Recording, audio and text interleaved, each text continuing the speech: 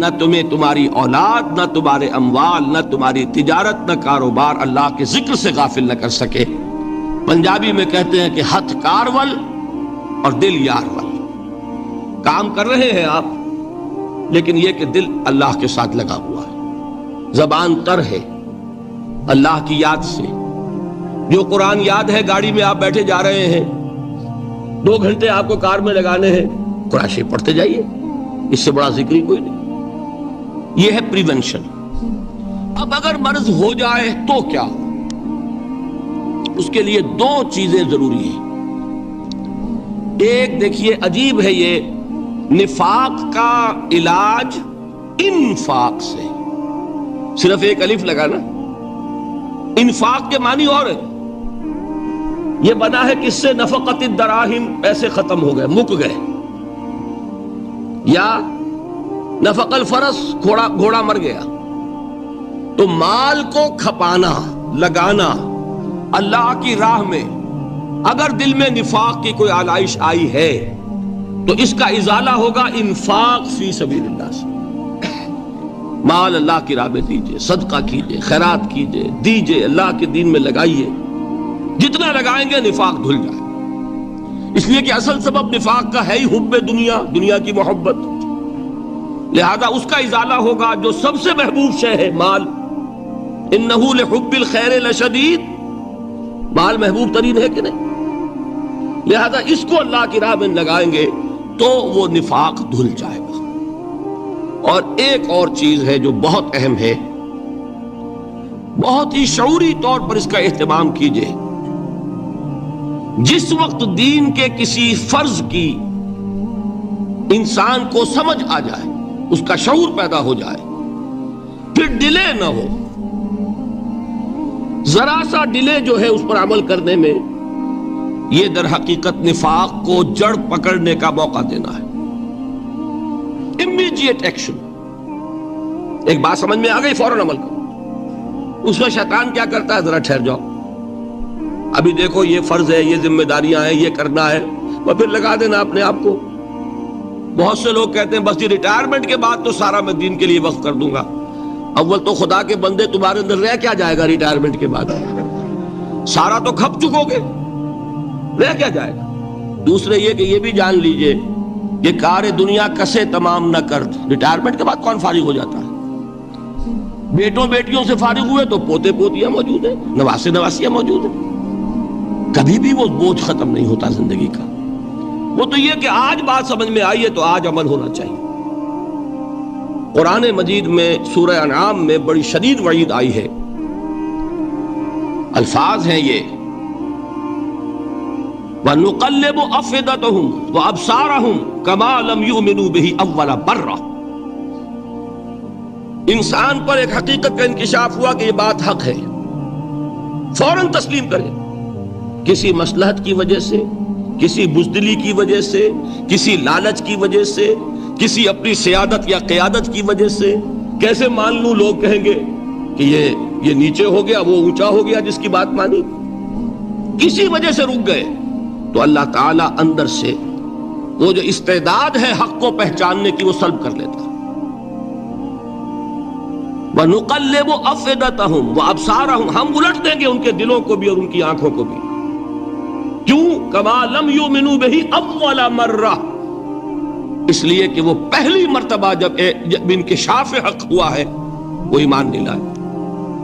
اس کا میں ایک واقعہ آپ کو سنانا چاہتا ہوں کہ کس طرح صحابہ کرام پر بھی وقتی طور پر یہ واقعہ اگر صحابہ کرام کا نہ ہوتا تو یہ حقائق سمجھ میں نہ آتے۔ غزوہ تبوک کے موقع پر یہ میں جملہ انکمپلیٹ رہ گیا، ضعف ایمان کا حملہ ہو جاتا تھا، نفاق کا نہیں معاذ اللہ، لیکن ضعف ایمانی کی اگلی منزل شروع ہو جاتی ہے نا، نفاق۔ جہاں جھوٹ بولنا شروع کیا، نفاق، جھوٹی قسمیں کھانی شروع کی، سیکنڈ سٹیج، اور جہاں مومنین صادقین سے بغض اور عداوت پیدا ہو گیا، وہ تھرڈ سٹیج۔ تو وہ ضعف ایمان کا کیسے ہوتا ہے، یہ حضرت کعب ابن مالک نے بڑی تفصیل سے بیان کیا ہے۔ غزوہ تبوک کے موقع پر جہاں منافقین نے آ کر جھوٹے بہانے بنائے، جھوٹی قسمیں کھائیں اور حضور سے ایگزمپشن لے لی، چھٹی لے لی، رخصت لے لی، وہاں 3 ایسے صحابہ بھی تھے جو مومن صادق تھے، لیکن وقتی طور پر شیطان نے انہیں ورغلایا۔ کیسے ورغلایا وہ سمجھ لیجیے۔ کعب ابن مالک نے تفصیل سے بیان کیا ہے، اور میرے نزدیک یہ جہاں تک میرا مطالعہ ہے طویل ترین حدیث ہے، بخاری اور مسلم میں بھی موجود ہے۔ حضور جب واپس آئے ہیں اور اب آپ نے ایک ایک کو بلایا، جن لوگوں نے تو پہلے جھوٹی قسمیں کھا لی تھی ان کو تو بلانے کی ضرورت نہیں تھی، لیکن کچھ لوگ ایسے بھی تھے کہ جنہوں نے ایگزمپشن بھی نہیں لی تھی اور گئے بھی نہیں تھے۔ اب ان کو آپ نے ایک ایک کر کے پیشی ہوئی، آپ کیوں نہیں گئے تھے؟ تو اب جو منافقین تھے ان میں سے انہوں نے اس موقع پہ جھوٹی قسمیں کھا لی۔ خدا کی قسم حضور ہم تو بالکل تیار تھے، پوری میں نے تیاری بھی کر لی تھی، پورا ارادہ تھا، یہ وقتی طور پر یہ مصیبت مجھ پر آ پڑی۔ جس نے قسم کھائی انہوں نے کہا اچھا ٹھیک ہے جائیے۔ کعب ابن مالک کی باری آئی تو ان کے الفاظ اپنے یہ کہ جب میں پیش ہوا تو حضور کے چہرے مبارک پر ایک غصے والی مسکراہٹ تھی، زہر خند کہتے ہیں، ایک مسکراہٹ ہے لیکن غصے کے ساتھ، غضبناک۔ آپ فرمائیے آپ کیوں نہیں گئے؟ حضرت کعب یہ فرماتے ہیں کہ میں نے عرض کیا کہ حضور زبان میرے پاس بھی ہے، جھوٹ میں بھی بول سکتا ہوں، لیکن جھوٹ بول کر میں اس وقت آپ کی ناراضگی سے تو بچ جاؤں گا لیکن اللہ کے پکڑ سے نہیں بچ سکوں گا۔ میں اعتراف کرتا ہوں کہ جتنا صحت مند میں اس زمانے میں تھا کبھی نہیں تھا، جتنا فارغ البال اس وقت تھا کہ میرے پاس ساز و سامان موجود تھا راستے کے لیے، اتنا میں کبھی نہیں تھا۔ لیکن ہوا کیا؟ ہوا یہ کہ مجھے میرے نفس نے، شیطان نے پٹی پڑھائی۔ وہ پٹی کیا پڑھائی؟ کہ حضور تو 30,000 کے لشکر کے ساتھ چلیں گے تو لشکر تو سلولی موو کرے گا نا، تمہارے پاس بڑی تکڑی، بڑی توانا صحت مند اونٹنی ہے، تم ذرا 2 دن بعد چلنا تیزی کے ساتھ اور حضور سے مل جانا، بس یہ تاخیر کا حربہ۔ تو انہیں خیال آیا کہ ابھی 2 دن گھر کی ٹھنڈی چھاؤں ہے، میں یہاں پہ جو آرام ہے وہ کر لوں۔ مجھے جگر کا شعر یاد آیا ہے کہ تپتی راہیں مجھ کو پکاریں، دامن پکڑے چھاؤں گھنیری۔ ایک طرف فرض کی پکار ہے، اس میں تو ظاہر بات ہے کہ وہ تپتی راہیں ہیں، لا تنفروا فی الحر سنا چکا ہوا آیت۔ یہاں گھر میں، نخلستان میں، کھجوروں کی چھاؤں میں، اہل و عیال میں یہ ٹھنڈی چھاؤں جو ہے یہ پکڑ رہی ہے، بھائی 2 دن ٹھہر کے چلے جانا، ٹھیک ہے، کوئی نیت میں خرابی نہیں ہے نا۔ اس کے بعد پھر جب ابھی 2 دن اور ٹھہر جاؤ، یہ تو بڑا لمبا سفر ہے، ذرا تیز اور دوڑ لینا۔ تو فرماتے ہیں کہ حضور میں اسی طریقے سے تاخیر و تعویق میں پڑا رہا، یہاں تک کہ ایک روز اچانک مجھ پر یہ چیز منکشف ہوئی کہ اب تو میں چاہے کتنا بھی تیز چل لوں میں آپ سے نہیں مل سکتا، میرے اعصاب ڈھیلے ہو گئے، اس طرح میں محروم رہ گیا۔ حضور نے بائیکاٹ کا حکم دیا صحابہ کو، 3 صحابہ تھے ایسے، 2 اور تھے جنہوں نے اسی طریقے سے اعتراف کیا۔ حضور نے حکم دے دیا کوئی ان سے گفتگو نہ کرے، سوشل بائیکاٹ۔ بڑی سخت سزا تھی جو دی گئی ہے، اس کی بڑی تفاصیل ہے، اللہ تعالیٰ شوق دے تو وہ حدیث پوری پڑھیے، میں نے تو 2 جمعوں میں ایک مرتبہ صرف اس ایک حدیث کو بیان کیا تھا، شاید کہیں کیسٹس ہوں میرے ہاں، ہمارے نمبر کوئی مجھے یاد نہیں ہے، لیکن یہ بڑی عجیب حدیث ہے۔ لیکن اس میں جو اصل سبق ہے وہ کیا ہے؟ اس طریقے سے شیطان لے تو لال، تاخیر، تعویق، ابھی کیا جلدی ہے، ذرا اس کام سے فارغ ہو لو، ذرا پھر ترافی کر لینا، ذرا زیادہ زور سے کام کر لینا، یہ وہ چیز ہے کہ جو وہ تو خیر صحابی تھے بچ گئے، اگر وہاں جھوٹی قسم بھی کھا دیتے تو گئے تھے۔ یہ تو اتنا ہی ہے نا، مردی و نامردی قدم فاصلہ دارت، اس میں تو یہی ہے کہ ذرا ایک جھوٹی قسم کھا دیتے، جھوٹے بہانہ بنا دیتے تو اب ضعف ایمان نہ رہتا، وہ نفاق کی سند شروع ہو جاتی۔ وہ اللہ تعالیٰ نے ان کو بچایا، لیکن یہ کہ ہم کیسے بچیں گے اگر ہم نے یہ روش اختیار کی؟ لہذا 3 کام، دوام ذکر نمبر 1، اس کی میں شرح کر چکا ہوں، 4 اذکار یاد کر لیجئے گا ان کو، ورنہ کیا فائدہ۔ نمبر 2 انفاق فی سبیل اللہ، نفاق کا علاج انفاق سے۔ نمبر 3 یہ عادت اپنے اندر پیدا کیجئے شعوری طور پر کہ جب ایک حقیقت واضح ہو جائے فوراً اعتراف کہ ہاں بھائی بات ٹھیک کہی آپ نے. جب ایک فرض کا احساس ہو جائے فوراً اس کی ادائیگی کے لیے آغاز. تاخیر و تعویق ہے کہ جس سے پھر نفاق کو موقع ملتا ہے. اللہ تعالیٰ مجھے اور آپ کو حقیقی ایمان عطا فرمائے اور نفاق سے بچائے رکھے. اب آئیے حقیقت و اقسام شرک پر. دیکھیے ہر شخص یہ جانتا ہے کہ اسلام دین توحید ہے. ایک لفظ میں اگر کہیں گے تو اسلام کا سب سے بڑا وصف، سب سے بڑی علامت توحید. وہ جو اقبال نے کہا کہ توحید کی امانت سینوں میں ہے ہمارے، آسان نہیں مٹانا نام و نشاں ہمارا. تو توحید ہے. توحید کی ضد ہے شرک. ٹھیک، اس سے میں ایک نتیجہ نکالتا ہوں. کوئی مسلمان جان بوجھ کر مشرک نہیں ہو سکتا. یہ میرا نتیجہ ہے. جان بوجھ کر مشرک نہیں ہو سکتا. وہ شرک میں مبتلا ہوگا تو ناسمجھی میں ہوگا، نادانی میں ہوگا، وہ اسے شرک نہیں سمجھے گا. یہ ممکن نہیں ہے کہ کوئی مسلمان ہو، گیا سے گیا مسلمان، گزرا سے گزرا مسلمان، گھٹیا سے گھٹیا مسلمان، لیکن وہ شرک کو شرک سمجھتے ہوئے اس پہ آلودہ ہو جائے. ہوتا کیا سمجھ میں نہیں آتا کہ شرک. تو ضرورت بہت ہے کہ ہم یہ پہچانیں کہ یہ شرک ہے کیا. دوسری بات یہ جان لیجئے، ہمارے دین میں ناقابل عفو جرم کون سا ہے؟ شرک. 2 مرتبہ بیان فرمایا گیا سورہ نساء میں صرف، ان اللہ لا یغفر ان یشرک بہ ویغفر ما دون ذلک لمن یشاء. اللہ تعالیٰ اسے تو ہرگز نہیں بخشے گا کہ اس کے ساتھ شرک کیا جائے، ہاں اس سے کم تر جس کو چاہے گا معاف فرما دے گا. نوٹ کر لیجئے، اس کی بھی اندر بھی اوپن لائسنس نہیں ہے کہ بقیہ سارے گناہ لازماً معاف کر دے گا. یہ نہیں ہے. اس سے تو آپ میں جرت پیدا ہو جائے گی باقی سب کیے جاؤ. یہ نہیں، جس کو چاہے گا بخش دے گا، لیکن امید ضرور دلا دی کہ شرک سے کم تر کوئی گناہ ہو تو اس کی بخشش کی بغیر توبہ کے. اللہ تعالیٰ نے امید دلائی توبہ سے تو شرک بھی معاف ہو جائے گا. اس سے مراد کیا ہے؟ بغیر توبہ کے. اللہ تعالیٰ نے فرمایا کہ اور گناہوں کے بارے میں تو امید کی جا سکتی ہے لیکن شرک کے بارے میں ہرگز نہیں. اہمیت واضح ہو گئی. مزید نمبر 3، اس شرک کی ہماگیریت کا عالم یہ ہے کہ سورہ یوسف کی آیہ مبارکہ ہے وَمَا يُؤْمِنُ أَكْثَرُهُمْ بِاللَّهِ إِلَّا وَهُمْ مُشْرِكُونَ. انسانوں کی اکثریت کا حال یہ ہے کہ وہ اللہ پر ایمان نہیں رکھتے مگر کسی نہ کسی قسم کے شرک کے ساتھ. یہ یونیورسلٹی ہے اس کی کہ اللہ کو بھی مان رہے ہیں لیکن کسی نوع کا شرک جو ہے وہ بھی لگا رکھا ہے.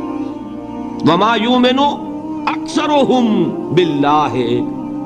انسانوں کی اکثریت کا حال یہ ہے کہ وہ ایمان نہیں رکھتے اللہ پر الا وہم مشرکون، مگر یہ کہ کوئی نہ کوئی شرک بھی کرتے ہیں.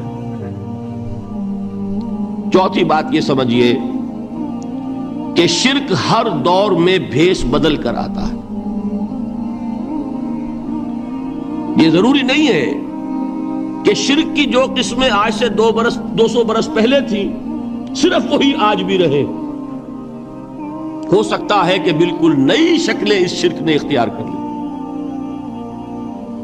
اس سے کیا نتیجہ نکلا کہ اگر اجتہادی بصیرت نہیں ہوگی تو ہو سکتا ہے کہ ایک شخص جو ہمارے سابق علماء نے لکھ دیا کہ یہ چیز شرک، یہ چیز شرک، یہ چیز شرک، یہ چیز شرک، آج سے 500 برس پہلے کا انسان بڑے سے بڑا عالم دین اپنے زمانے کے شرک کو پہچان کر تو لکھ سکتا ہے. اس سے تو آپ بچ رہے ہیں. امام ابن تیمیہ نے اس کو شرک قرار دیا، اس کو شرک قرار دیا، اس کو شرک قرار دیا. کوئی شخص ہے جو اس سے تو بچ گیا. امام صاحب کی دی ہوئی بصیرت سے اس نے ان جو اقسام ہے شرک کی ان کو پہچان لیا، لیکن یہ عین ممکن ہے کہ آج کے شرک کو وہ نہ پہچان رہا ہو. اپنی جگہ وہ سمجھ رہا ہو اپنے آپ کو بہت بڑا موحد، جبکہ اس دور کا جو شرک ہے اس میں ملوث ہو۔ اس کو میں نے کہا ہے کہ اس شرک کے بارے میں بڑی اجتہادی بصیرت کی ضرورت ہے۔ فارسی کا ایک شعر ہے، بڑا پیارا شعر ہے، بہر رنگے کے خواہی جامہ می پوش، من انداز قدت رامی شناسم۔ اپنے محبوب سے کہہ رہا ہے شاعر کہ تم جس طرح کا چاہو لبادہ اوڑھ لو، میں تمہیں تمہارے قد سے پہچان لوں گا۔ کتنا ہی چھپا لو اپنے آپ کو، کیسے ہی لباس بدل لو، بہر رنگے کے خواہی جامہ می پوش، من انداز قدت رامی شناسم، میں تمہارے قد سے تمہیں پہچانوں۔ یہ اگر بصیرت نہ ہو کہ شرک کو اس کے قد سے پہچان سکیں آپ، اس کے لیے ضرورت ہے اصولوں کی۔ دیکھیے جس طرح الجبرا کے اصول ہوتے ہیں، فارمولہ ہے، فارمولہ ہاتھ میں آ گیا، مسئلے حل کرتے چلے جا رہے ہیں، آپ اپلائی کرنے کی دیر ہے فارمولے کے۔ اگر آپ نے صرف گنتی کر کے کسی زمانے کے شرک وہ تو سمجھ لیے، لیکن وہ بصیرت باطنی حاصل نہیں ہوئی، اجتہادی بصیرت، وہ اصول ہاتھ میں نہیں آئے کہ جس سے آپ پہچان سکیں، تو ہو سکتا ہے کہ اس دور کے شرک کو آپ نہ پہچان سکیں۔ اس کے لیے ضرورت ہے کہ اصل اصول ہاتھ میں آ جائیں تاکہ ان اصولوں کو اپلائی کریں۔ ایک بات مجھ سے اور سن لیجئے، میرا اپنا یہ تاثر ہے، ہمارے دین میں خیر، بھلائی، نیکی، چاہے وہ نظریے کی ہو، علم کی ہو، عقیدے کی ہو، عمل کی ہو، اخلاق کی ہو، وہ سب کیا ہے؟ وہ توحید ہی کے شجرہ طیبہ کی شاخیں ہیں۔ اور شر، برائی، گمراہی، خیالات کی ہو، نظریات کی ہو، علم کی ہو، عقیدے کی ہو، عمل کی ہو، اخلاق کی ہو، سب کے ڈانڈے شرک کے شجرہ خبیثہ سے ملتے ہیں۔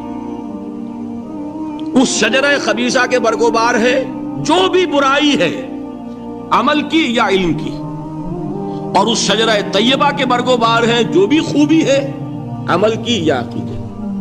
یہ میرا تاثر ہے، اور جب تک اس انداز میں وہ آپ کو اندرونی رشتے ظاہر نہیں ہوں گے، آپ پر منکشف نہیں ہوں گے، وہ اجتہادی بصیرت جو ہے پیدا نہیں ہو سکے گی۔ اب آئیے ایک اور بات دیکھیے، شرک میں اور الحاد میں کیا فرق ہے، یہ بھی ہم نہیں سمجھتے۔ الحاد، مادہ پرستی، وہ کیا ہے؟ ایتھیزم، کسی بھی خدا کا انکار۔ ہمارے آج کے دور کی سب سے بڑی گمراہی یہ ہے۔ شرک کیا ہے؟ خداؤں کو ماننا۔ یہ کیا ہے؟ تھیزم ہے، لیکن پولی تھیزم ہے۔ توحید کیا ہے؟ مونو تھیزم ہے، ایک خدا کا ماننا۔ لیکن شرک کے اندر ایک اور حقیقت کو پہچان لیجئے، شرک میں ہمیشہ ٹاپ پر ایک خدا کو مانتے ہیں،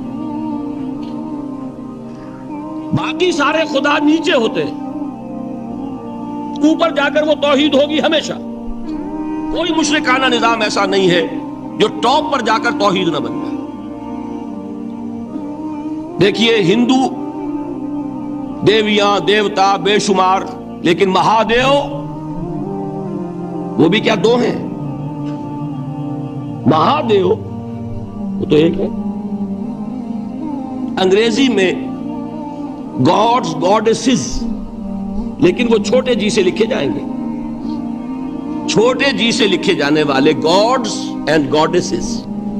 رومن مائتھولوجی ہو، گریک مائتھولوجی ہو، ان دیویوں دیوتاؤں کے نام ہی آپ نہیں یاد کر سکتے، لیکن گاڈ بڑے جی سے وہ ایک ہے کہ نہیں؟ ٹاپ پر جو ہے وہ ایک ہے، اس کو وہ بھی مانتے ہیں کہ اومنی پوٹنٹ، اومنیشنٹ، اومنی پریزنٹ، علی کل شیء قدیر، بکل شیء علیم، ہر جگہ موجود، وہ تو ایک ہی ہے، وہ تو کیپٹل جی سے لکھا جائے گا۔ باقی اس کے نیچے فوج ہے دیویوں کی، دیوتاؤں کی، خداؤں کی اور خدانیوں کی، وہ گاڈز اینڈ گاڈیسز ہیں۔ عرب میں کیا تھا؟ میں نے پہلے آپ کو وہ دو مثالیں دے دی ہیں، تیسری اور ایران کی لے لیجئے۔ خیر کا خدا اور شر کا خدا اور، ایک یزداں ایک اہرمن، ٹھیک سنویت ہو گئی نا، دو خداؤں کو مانا، لیکن وہی ہے جو خدائے خدائے گاں، خداؤں کا خدا، اس کو ایک ہی مانتے ہیں۔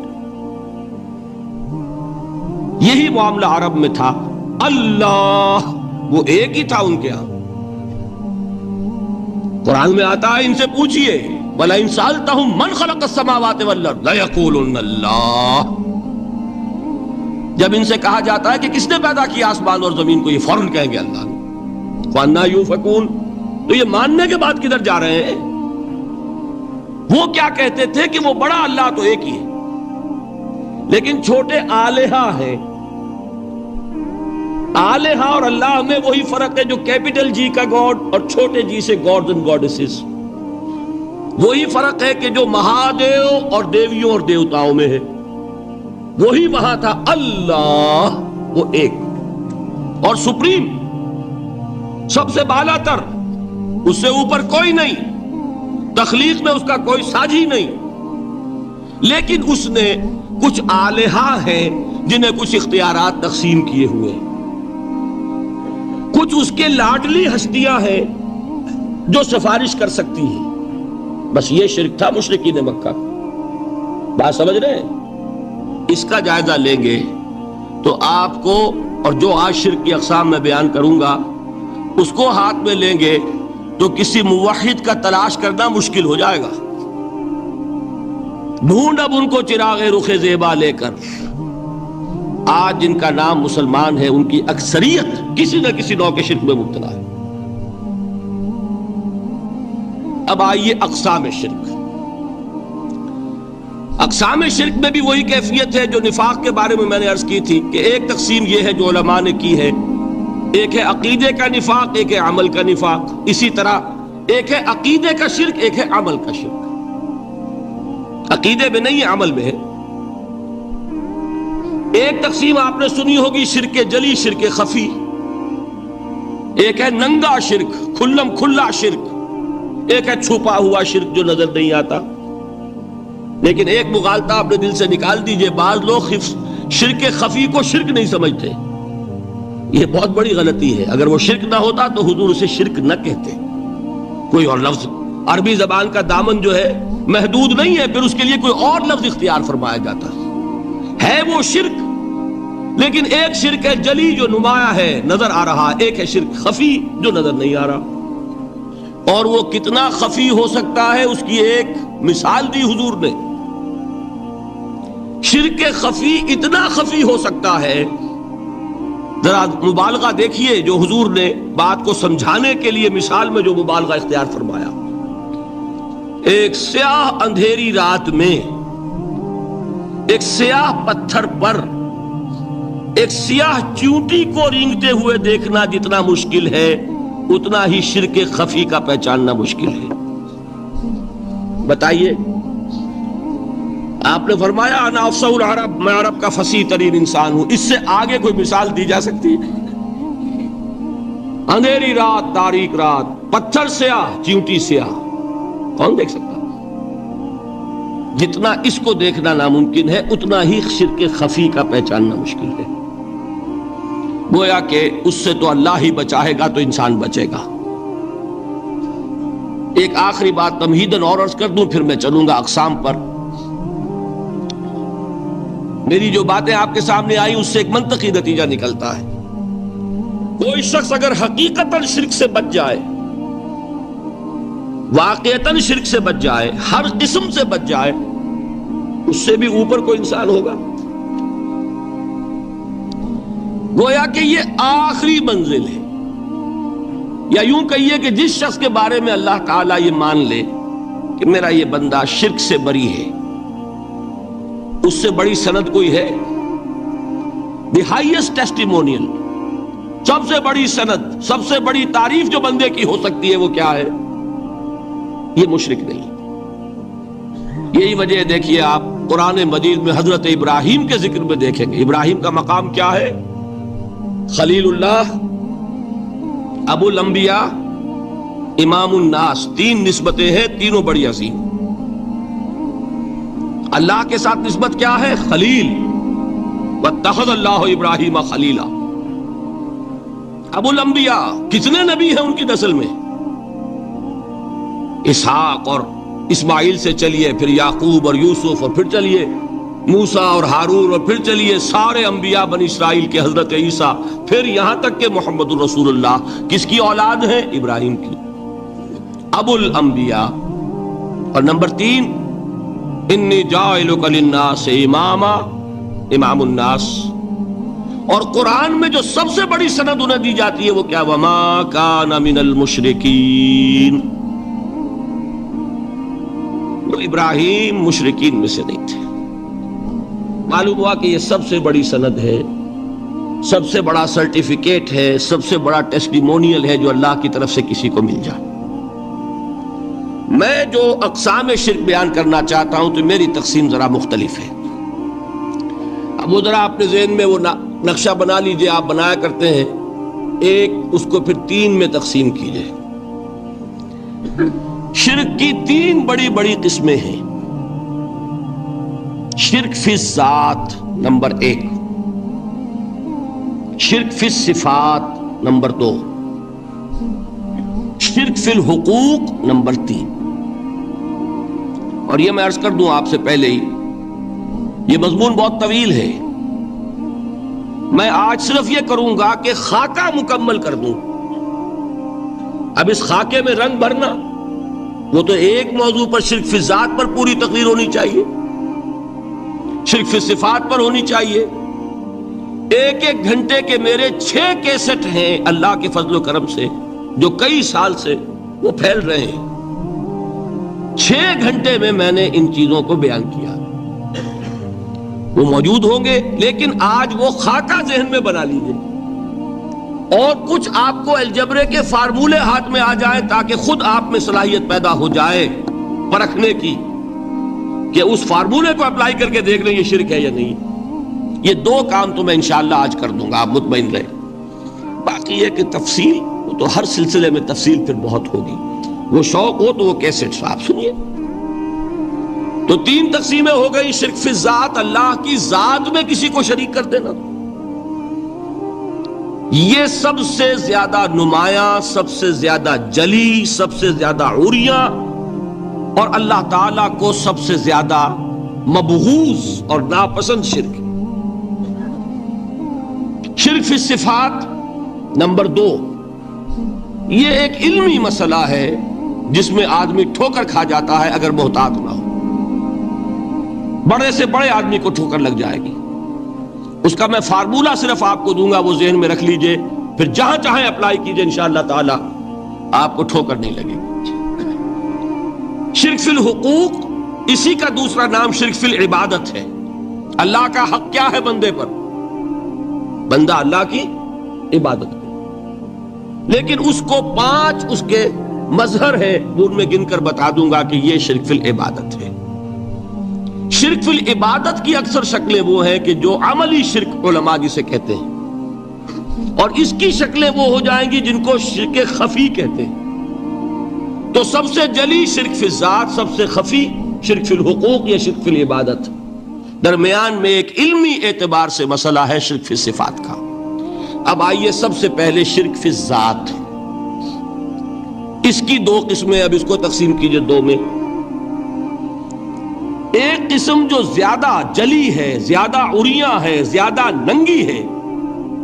یہ عجب ستم ظریفی ہے تاریخ کی کہ وہ ان قوموں میں پیدا ہوئی جو اپنا تعلق رسولوں سے جوڑتی ہے.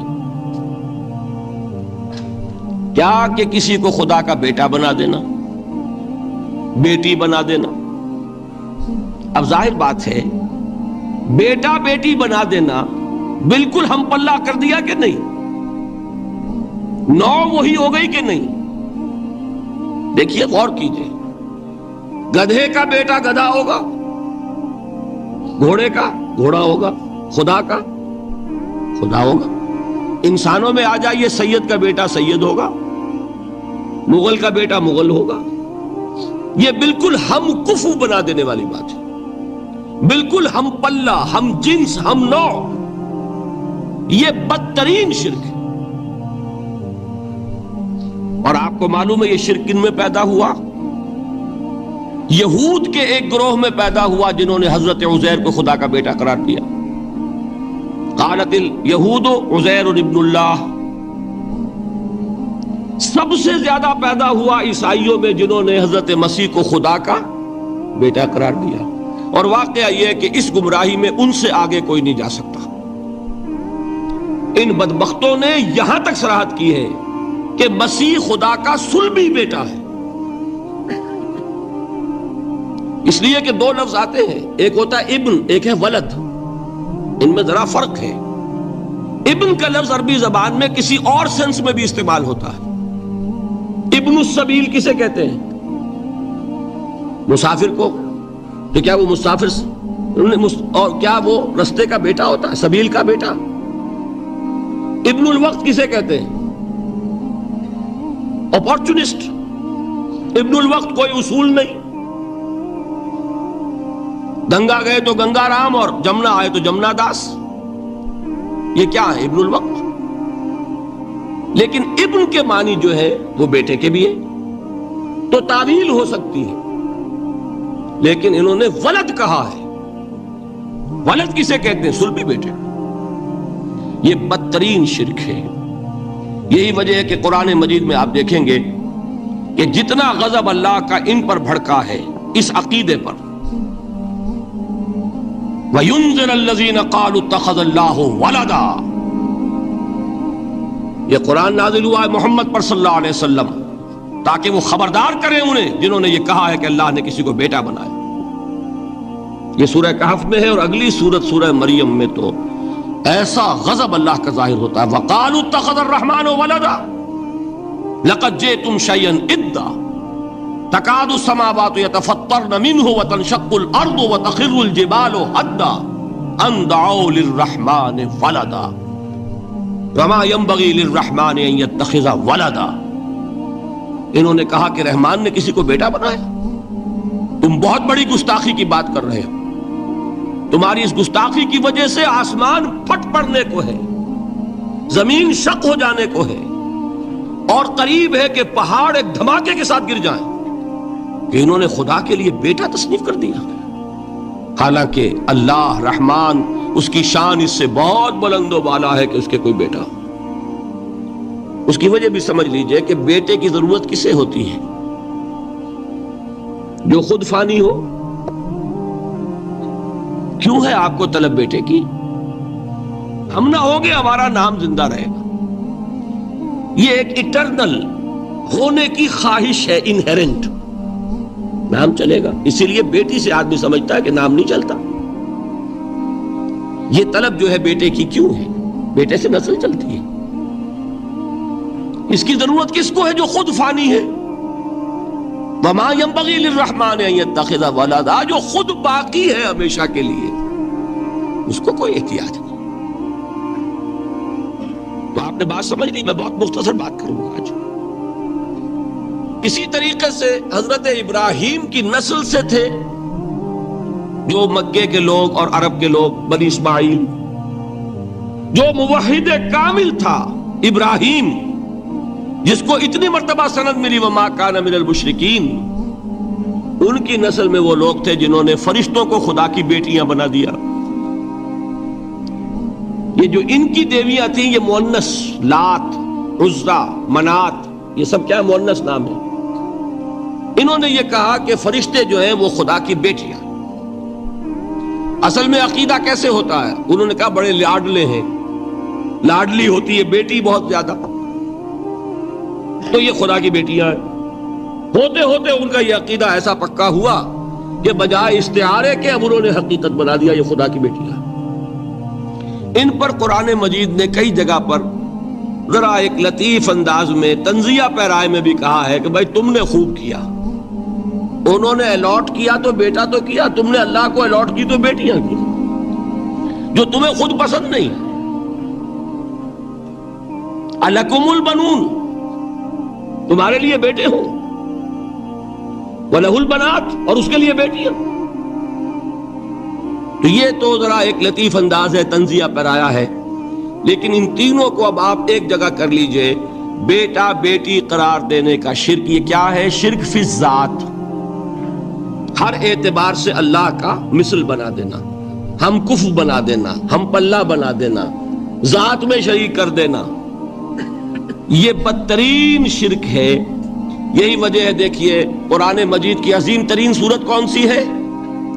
سورہ اخلاص، جو 1/3 قرآن کے مساوی حضور نے قرار دیا، جس کو ثلث سے قرآن کے مساوی، وہ در حقیقت اسی شرک کی نفی پر ہے۔ قل هو اللہ احد اللہ الصمد لم یلد ولم یولد ولم یکن لہ کفوا احد۔ یہی آیا اس میں سورہ بنی اسرائیل کی آیت آخری میں نے سنائی تھی، وَقُلِ الْحَمْدُ لِلَّهِ الَّذِي لَمْ يَتَّخِذْ وَلَدًا، کہو کہ کل شکر اور کل تعریف اس اللہ کے لیے جس نے کسی کو اپنا بیٹا بیٹی نہیں بنایا۔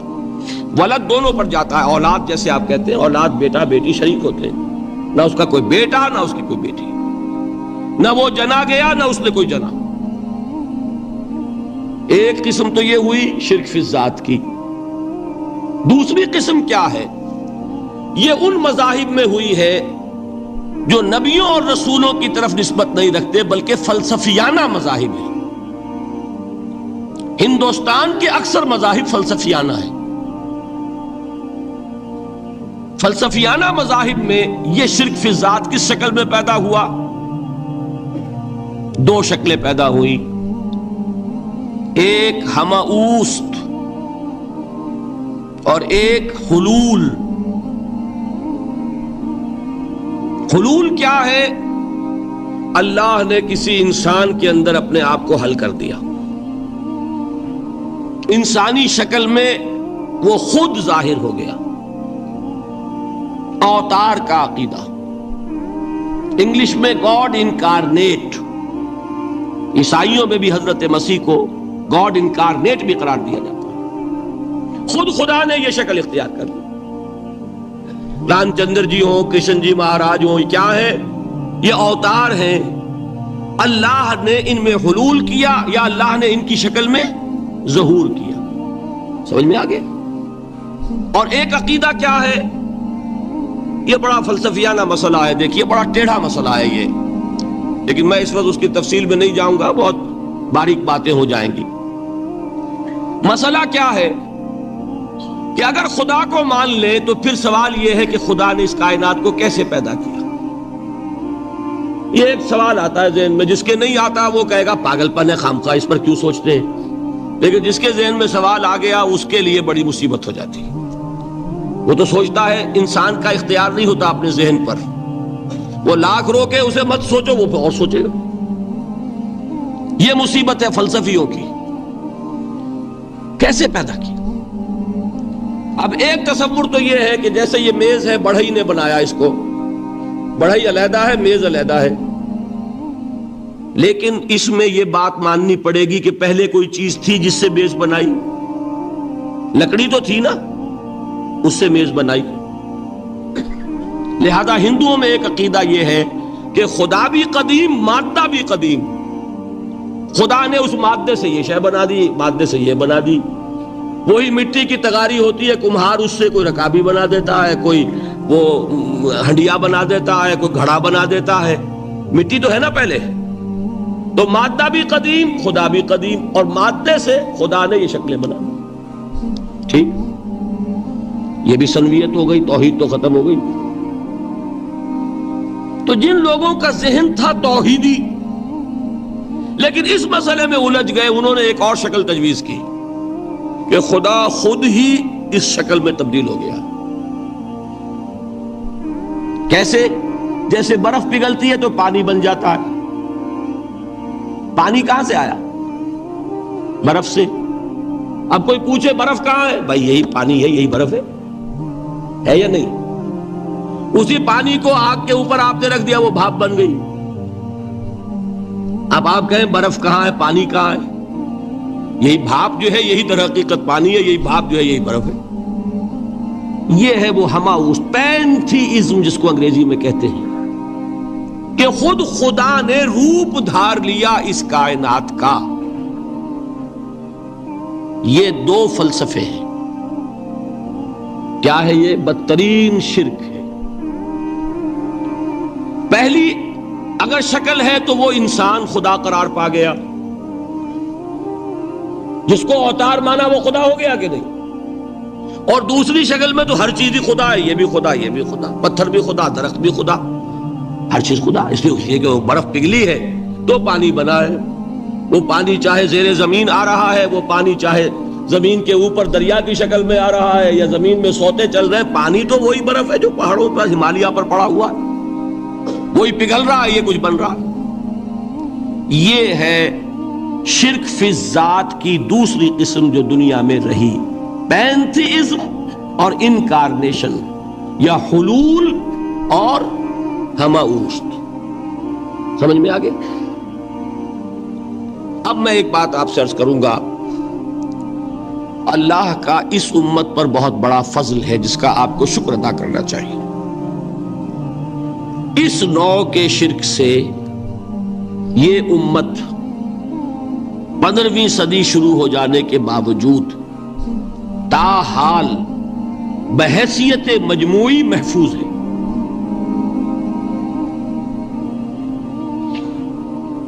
میں نے بحیثیت مجموعی کہا ہے، کوئی افراد یا عوام الناس یا جوہلاء یا شعراء یا نعت گو وہ مبالغہ آرائی میں کوئی بات کہہ دیتے ہو تو وہ علیحدہ بات ہے، لیکن مسلمانوں میں کوئی مستند فرقہ اور اس کے جو مستند عقائد ہیں ان میں الحمدللہ آج تک ایسی کوئی چیز شامل نہیں۔ اس کا جب آپ تقابل کریں گے نا، آپ کا کیا خیال ہے عیسائیوں کو حضرت مسیح سے کتنی محبت تھی؟ اس کا تقابل کیجئے جو محبت مسلمانوں کو رہی حضور کے ساتھ۔ عیسائیوں کی محبت عشر عشیر نہیں بنے گی، اس محبت کے باوجود کہ ہمیں 10 گنا 100 گنا 1000 گنا زیادہ محبت ہے حضور کے ساتھ، لیکن دیکھیے کہ انہوں نے خدا کا بیٹا بنا دیا۔ یہاں کسی نے حضور کے بارے میں یہ بات آج تک کہی؟ یہ بہت بڑا کنٹراسٹ ہے نا۔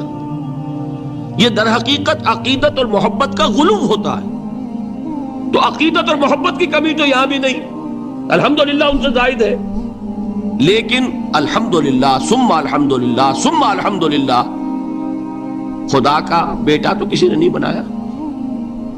اچھا میں ایک اور کنٹراسٹ آپ کو دکھاتا ہوں تاکہ آپ اللہ کا شکر کریں۔ حضرت علی کی کیا نسبت ہے حضور کے ساتھ؟ نبی اور امتی۔ حضرت علی کو خدا کہنے والے پیدا ہوئے کہ نہیں؟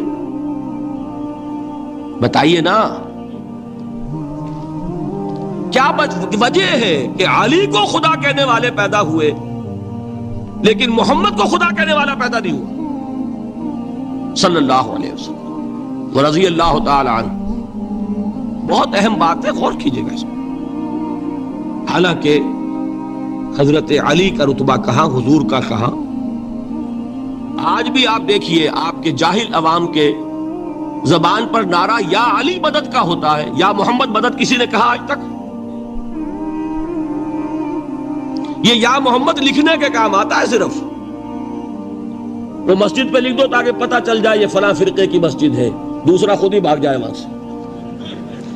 یہ صرف اس کام کے لیے ہے، باقی جہاں اصل میدان میں بات آتی ہے کوئی نعرہ لگاتا ہے یا محمد مدد، محمد کا رتبہ اونچا یا علی کا، تو ان سے کیوں نہیں مدد مانگی؟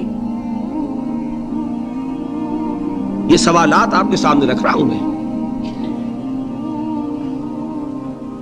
پھر یہ کہ جس طریقے سے کہ غوث اعظم کو پکارا جاتا ہے، کیا محمد کو پکارا جاتا ہے؟ کیا نسبت ہے؟ حضرت علی تو پھر بھی صحابی ہے، خلیفہ چہارم ہے، حضور کے چچا داد بھائی ہے، داماد ہے۔ غوث اعظم تو بہرحال وہ نسبت تو نہیں ہے۔ دیکھیے میں اس کا تعلق جوڑتا ہوں ختم نبوت سے۔ جس طرح اللہ نے خصوصی حفاظت فرمائی ہے قرآن کی، اسی طرح خصوصی حفاظت فرمائی ہے محمد رسول اللہ۔ یہ اسپیشل پروٹیکشن ہے۔ ورنہ نہیں ہو سکتی تھی. یہ خصوصی تحفظ ہے اللہ. یہاں بگاڑ پیدا ہو جائے تو صحیح کون کرے گا؟ اب حضرت مسیح کی اصل حقیقت تو حضور نے آگے بتا دی. ذالک عیسی ابن مریم قول الحق الذی فیہ یمترون ما کان للہ ان یتخذ ولدا سبحانہ. یہ حضور نے آ کر حضرت مسیح کی حقیقت بیان کر دی کہ نہیں؟ سورہ مریم کی یہ آیات سنی تھی نجاشی رحمت اللہ علیہ نے جب حضرت جعفر ابن ابی طالب کی زبان سے، تو کیا کہا تھا تنکا اٹھا کر، خدا کی قسم جو ان آیات میں مسیح کا مقام بیان ہوا ہے، مسیح اس سے تنکا بھر بھی زیادہ نہیں. لیکن اگر محمد الرسول اللہ کو خدا کا بیٹا بنا دیا گیا ہوتا یا خدا بنا دیا گیا ہوتا تو کون آتا اس کی اصلاح کے؟ جیسے قرآن مجید کا تحفظ ہے ایسے ہی محمد الرسول اللہ کا تحفظ ہے. وہ تحفظ ہوا کیسے ہے؟ جتنا قرآن مجید نے ایمفیسائز کیا حضور کی بشریت کو، قل انما انا بشر مثلکم، اے نبی ان کو بتاتے رہیے، بار بار بتائیے کہ مجھے کچھ اور نہ بنا لینا، میں بھی بشر ہوں، انسان ہوں. ہاں مجھ پر وحی ہوتی ہے، تم پر نہیں ہوتی، یہ فرق ہے. میں رسول ہوں، تم نہیں ہو. یہ بعد میں ذرا اور مسئلہ میں واضح کروں گا. ابھی صرف یہ نوٹ کیجئے کہ یہ تحفظ جو ہے، جیسے قرآن کو تحفظ دیا لیکن اس کے لیے ذرائع بھی ہے نا. یہ حفظ قرآن کا سلسلہ جو ہے یہ اس کا ذریعہ بنا. یہ رمضان میں تراویح جو ہے اس کا ذریعہ بنی. ہمارے ملکوں کے اندر تو حفاظ کو مسجدیں نہیں ملتی، تلاش کرتے پھرتے ہیں. اور ایک جیسا کہ اینول جشن ہوتا ہے قرآن مجید کا، ہر حافظ اپنا حفظ تازہ کر رہا ہے، حفاظ لگے ہوئے ایک دوسرے کے ساتھ تازہ کرنے میں. یہ ذریعہ ہے اللہ تعالیٰ نے کہ جس کے ذریعے سے قرآن کو محفوظ کیا. تو حضور کو جو حفاظت دی اس کا ایک طریقہ کیا ہوا؟ قرآن مجید میں حضور کی بشریت کا نمایاں کرنا، اور دوسرا یہ کہ خود حضور نے ایسی باریک بینی سے روکا. یہ بھی آپ کو پسند نہیں تھا کہ میں آؤں تو تم کھڑے ہو جاؤ. سنا کہ نہیں سنا آپ نے؟ صحابہ کو آپ روکتے تھے. ایک صحابی کی زبان سے نکل گیا ما شاء اللہ و ما شئت، جو اللہ چاہے اور جو آپ چاہیں. فوراً ٹوک دیا اجعلتنی للہ ندا، کیا تم نے مجھے خدا کا مد مقابل بنا دیا؟ مشیت صرف اس کی ہے. یہ روک ٹوک، یہ وہ چیزیں ہیں کہ جس کی بنا پر اللہ نے تحفظ عطا فرمایا. یہ جو آپ نے فرمایا میری قبر کو کسی جلسے اور جشن کا مرکز نہ بنا لینا، فرمایا کہ نہیں فرمایا؟ اللہ تعالیٰ لعنت فرمائے بنی اسرائیل پر کہ انہوں نے اپنے نبیوں کی قبروں کو تو میلہ گاہ بنا لیا. یہ ساری وہ ہے، یہ تحفظات ہیں، یہ بچاؤ ہے. یہ امت کو متنبہ کیا جا رہا ہے کہ محبت اور عقیدت کا غلو جیسے پہلے ہوا، یا اہل الکتاب لا تغلو فی دینکم، اے کتاب والو اپنے دین میں غلو سے کام نہ لو. یہ غلو محبت، غلو عقیدت ہے جس کی بنا پر وہ خدا کے بیٹے بنا دیے گئے. اور اگر وہ ہوتا یہاں اللہ کا نہ معلوم اللہ کے برابر کس طریقے سے حضور کو بنا دیا جاتا. لیکن قرآن نے خود حضور نے اس کی پیش بندی کی، جس کا ظہور ہم دیکھ رہے ہیں کہ اللہ کے فضل و کرم سے یہ امت تاحال بحیثیت مجموعی محفوظ ہے. البتہ دیکھیے شاعروں کی باتیں اور ہوتی ہیں، اور عوام کی اور واعظوں کی اور نعت گوؤں کی باتیں جو ہے وہ اور ہیں. میں جس چیز کی نفی کر رہا ہوں وہ علماء کی بات ہے. شاعروں کا تو قرآن مجید کے اندر خود ہی بھاڑا پھوڑ دیا اللہ نے. والشعراء يتبعهم الغاوون الم تر انهم في كل واد يهيمون انهم يقولون ما لا يفعلون. مبالغہ نہ کریں تو شعر میں رنگ ہی پیدا نہیں ہوتا. پھر شعر کائے کو کہنا ہے نثر کہو بھائی. مبالغے سے اس میں ایک تاثیر پیدا ہوتا. وہ مبالغے ہمارے شاعروں نے ہمارے نعت گوؤں نے کیے ہیں، اور اس میں اللہ تعالیٰ انہیں معاف کرے بالکل اوتار کر الفاظ بھی استعمال کر دیے وہی جو مستوی عرش تھا خدا ہو کر، اتر پڑا وہ مدینے میں مصطفیٰ ہو کر۔ بتائیے رام چندر جی کے بارے میں جو عقیدہ ہے، اب کیا فرق رہ گیا؟ بال برابر فرق ہے یہاں کوئی؟ اور نکتے پیدا کرتے ہیں۔ مدینے کی مسجد میں منبر کے اوپر بغیر عین کا ایک عرب ہم نے دیکھا، کیا سمجھ میں آیا؟ عرب میں سے عین نکالا، کیا بنا؟ یہ نکتہ آفرینی ہے۔ اسی طریقے سے ہماری شاعری میں کچھ ہموست کا رنگ بھی پیدا ہو گیا۔ خود کوزاؤ، خود کوزا کرو، خود گلے کوزا، خود رند سبو کش، خود برسر آکوزا، خریدار بے آمد بشکست و رواں شد۔ وہ خود ہی کوزا ہے، خود ہی مٹی ہے جس سے کوزا بنا ہے، خود ہی کوزے کا بنانے والا ہے۔ سمجھ رہے؟ الفاظ تو بڑے پیارے ہیں، بڑے مزیدار ہیں، آدمی ایک دفعہ وجد میں آ جاتا ہے، لیکن ہے کیا؟ وہی ہے نا کہ وہی جو برف تھا پگھل کر پانی بن گیا۔ خود کوزاؤ، خود کوزا کرو، خود گلے کوزا، خود رند سبو کش، خود ہی اس کوزے میں شراب ڈال کے پیتا بھی ہے، خود ہی مٹی ہے، خود ہی وہ بنانے والا ہے، خود ہی کوزا ہے، خود ہی اس میں شراب ڈال کے پیتا بھی، اور خود ہی اس کوزے کو توڑ کر اپنا راستہ بھی لیتا ہے۔ اب آپ اس پر سر دنیے اور جو چاہے کریں، لیکن یہ کہ اس کا ڈانڈے مل گئے کہ نہیں اسی اماؤس سے؟ لیکن یہ کسی مفتی کی بات ہے کیا؟ یا کسی ائمہ دین میں سے کسی کا قول ہے؟ بھائی شاعروں کی باتیں سن لیا کریں، اللہ اللہ خیر سن۔ ان چیزوں کا بہت زیادہ سختی کے ساتھ نوٹس بھی لینے کا کوئی فائدہ نہیں ہوتا۔ بات وہ ہونی چاہیے کہ جو علماء کہہ رہے ہیں، مستند عقائد جو ان کی کتابوں میں درج ہوں، ان سے بات ہونی چاہیے۔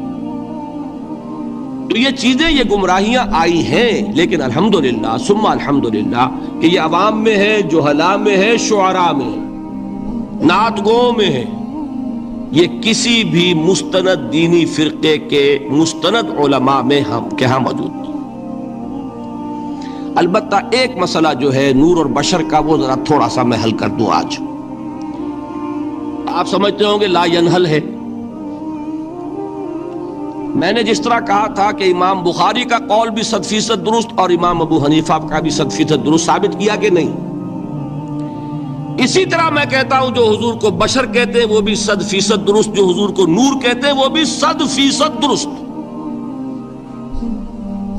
مطلب کیا ہے؟ دیکھیے ہر انسان کے وجود کے دو حصے، میں نے پہلے دن شاید کچھ بیان کیا تھا۔ ایک خاکی وجود، اور اینیمل بینگ جو حیوان ہے ہمارا، ایک وہ روح ربانی جو اس میں پھونکی گئی۔ آدم میں جب وہ روح پھونکی گئی تب وہ مسجود ملائک بنے۔ فَإِذَا سَوَّيْتُهُ وَنَفَخْتُ فِيهِ مِن رُوحِي فَقَعُوا لَهُ سَاجِدِينَ۔ دو جگہ آئے تھے قرآن مجید میں، ایک شوشے کے فرق کے بغیر، سورہ حجر اور سورہ صاد۔ جب میں اس کو پوری طرح تیار کر لوں اور اس میں اپنی روح میں سے پھونک دوں تو گر پڑنا اس کے سامنے سجدے میں۔ ہمارا جو خاکی وجود ہے وہ ظلمانی ہے، اور جو ہمارا روحانی وجود ہے وہ نورانی ہے۔ اس کی نسبت کس سے ہے؟ اللہ سے۔